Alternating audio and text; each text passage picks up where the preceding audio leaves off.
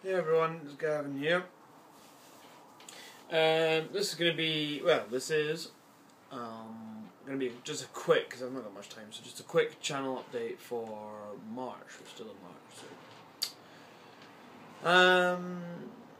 What have I done since the last modelling related video, which was, the answer is basically not very much. I finished the PZH2000, the Revell one.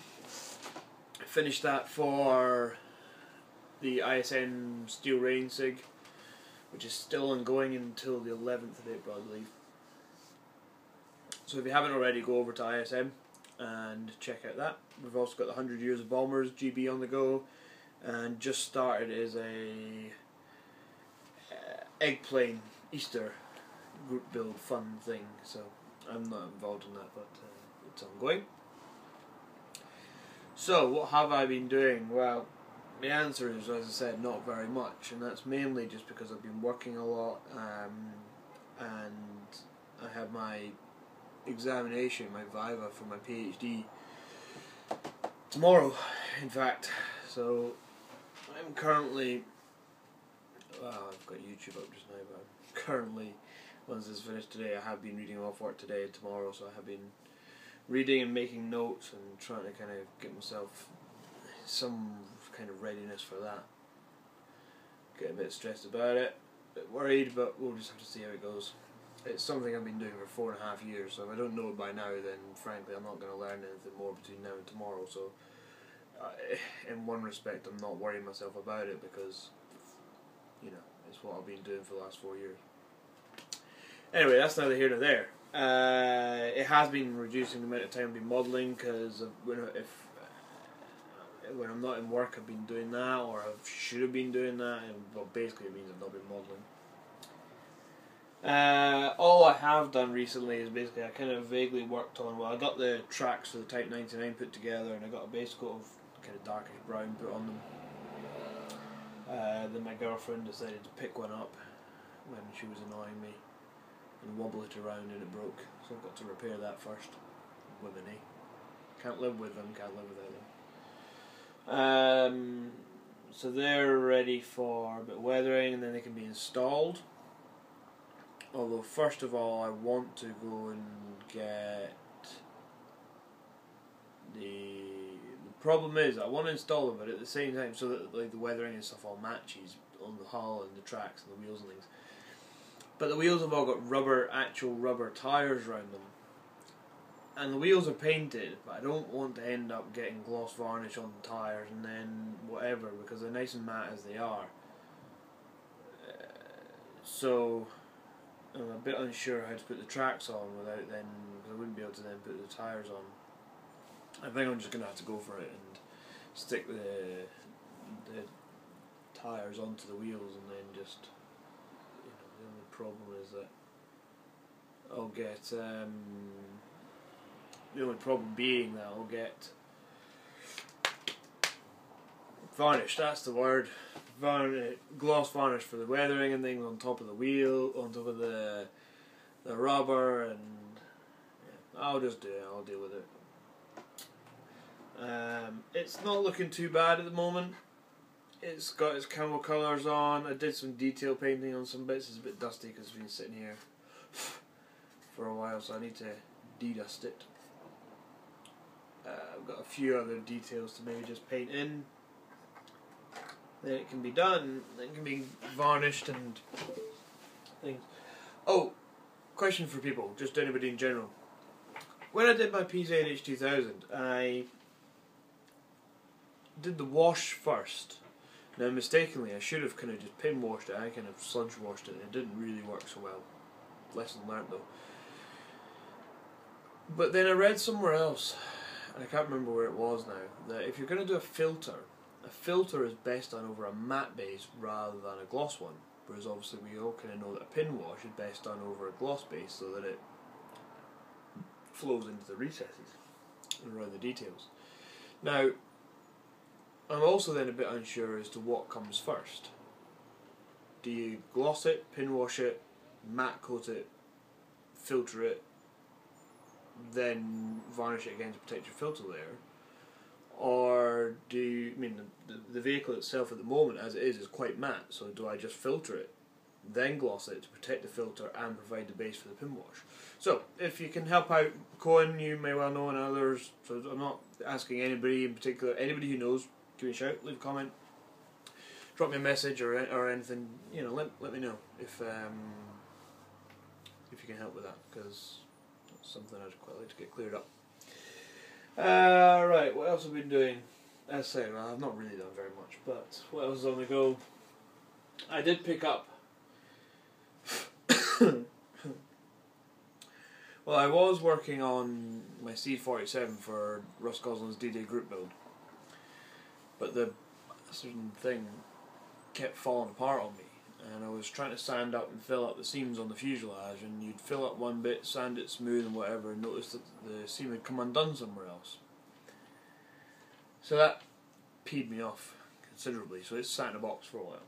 But I need to get back onto it because I kind of want to get that finished. It's sitting in a box, although I still need to get my little airborne figures somehow to go with it for the diorama and the base and all that kind of nonsense, but I need to get the kit finished first. It's literally at the point where I'm doing up the fuselage, and once that seam's done, the wings can go on, the tailplanes can go in. In fact, the tailplanes might even be on. No, they're not. The tailplanes can go in, the wings can go on. I need to thin out the engine cowlings a bit. I've got some resin engines for it, but the cowlings are a bit thick, so the resin engines don't fit inside them, so I need to get my Dremel and thin the plastic out. It's not very much, so hopefully just thinning the plastic of the cowling will create enough space to fit in the resin engines, and then I can carry on with that and get that underway. What else? I wasn't going to join in Nigel Wells' North Africa group build, and I'm probably not gonna get what I chose to do finished in time, but I chose to do something just because I saw it in the shop the other day and thought I'd give it a wee go. And it's a kit I built when I was a kid. I remember buying it in the Imperial War Museum in London when I was on holiday and building it as a kid. In fact, it's probably in the house at parents' house still somewhere.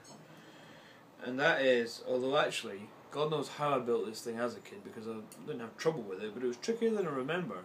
Yeah, there's a little bit on the front is not particularly square, although maybe that's not the end of the world.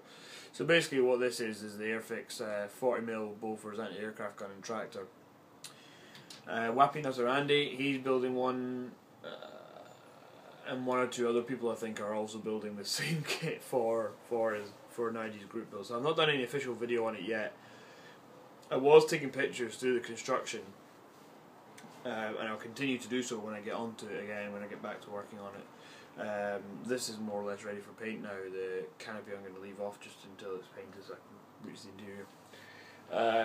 What I'll probably do is basically, when it's done, I'll basically just make a slideshow video of the build and a little video of me showing the finished model and some stills of the finished model, and I'll just do one single video for it, which will save me a little bit of time worrying about what I'm doing updates on and things, and uploading videos at the moment is still just a bit of a pain in the ass and hassle, so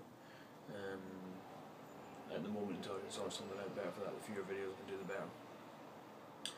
I was also working on the Sword T2 kit for Aaron Newland's Trainer group build. That didn't get finished either. It's sitting on a shelf behind me.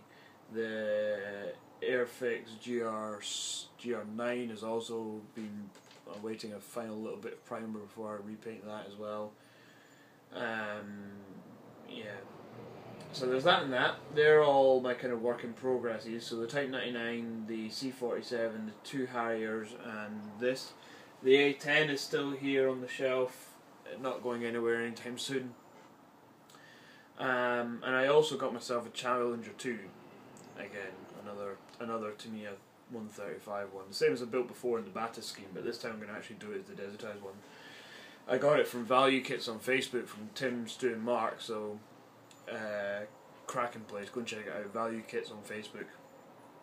Proper kits, not just cheap kits, they're high end, often good kits at affordable prices, top notch, really good service as well. So I picked up that and the Edward photo etch set for it for 30 quid, posted. You know, the thing's worth nearly 40 on its own, plus probably for that full wedge set you're talking £10–11, some more posted. So really looking forward to it, because I remember building it before and had a cracking time. It just falls together, that kit, absolutely dream to build. And I was always a bit funny about not building it in the desertized version before, and now I'm kind of like, yeah, I really want to build the desertized one. And so what I'm going to do is I'm going to be joining in the ASM Challenger 2 Buddy Build we have going on at the moment. So there's Nigel Wells, Paul from ASM, Cohen, Switcher, RS Devon, and one of Chief 45547, whatever your handle is on ISM, sorry. A bunch of them are all doing the trumpeter one, and I think somebody, Switcher I think, is doing the Tamiya one as well, but basically it's a Challenger 2 Buddy Build. A lot of them are doing the enhanced armour trumpeter kit, which comes with the, this one has the ERA blocks on the side, but the enhanced arm one has a very slightly different configuration of those. It also has ERA blocks on the turret sides, and it has the RPG cage armour around the rear and on the turret. This one is basically the version before, so it's got the ERA blocks on the nose and on the side skirts, but it doesn't have.